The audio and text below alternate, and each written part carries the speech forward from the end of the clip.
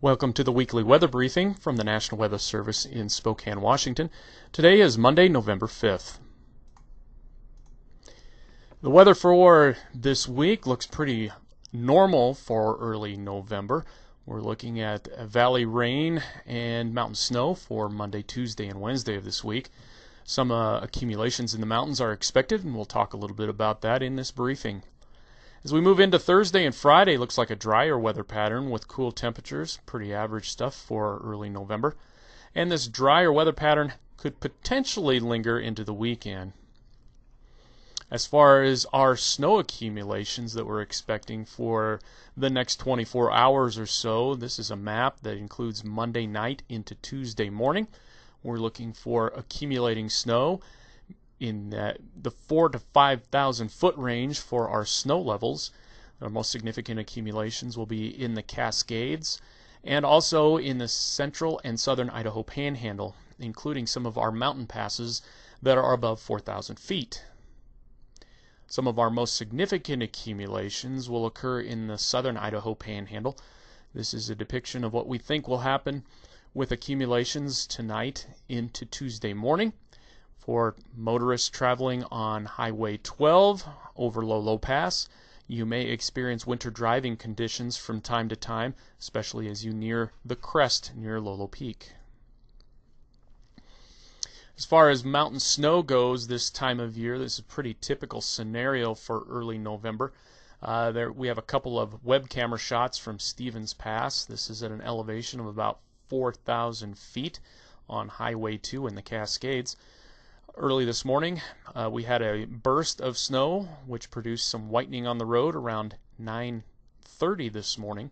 But an hour later, the warmer ground temperatures melted most of that snow away. So if you plan on traveling over some of these mountain passes, be prepared for some slick or slushy conditions.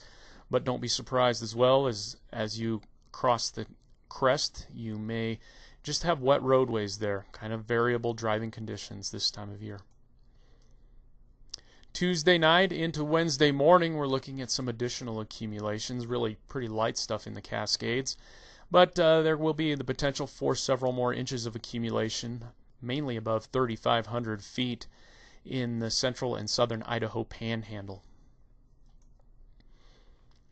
It's good to remember where you can access traveler information this time of year as we move into the winter season. The Washington Department of Transportation and Idaho 511 have lots of great information, including weather forecasts from the Weather Service, as well as road conditions and web cameras. We have fairly high confidence that Thursday and Friday will be drier with precipitation exiting the region. We're looking for high temperatures both days in the 40s, which is right about average for this time of year. As we move into the weekend, our forecast confidence begins to decrease. At this time, we're carrying a dry forecast for the weekend, but this may trend a little bit wetter looking at some of the computer models that we've been looking at. In general, our temperatures should be relatively consistent with the rest of the week, with highs in the 40s for most of our lowland areas.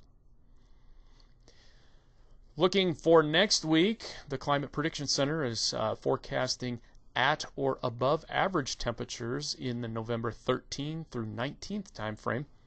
We're also looking for at or below average precipitation in that time frame. So at this point in time, it doesn't look like any big snowstorms in the works for the inland Northwest. Impact summary: the next couple of days, Monday, Tuesday, Wednesday, it's possible that there could be some locally slick driving conditions, mainly at the mountain passes above 4,000 feet.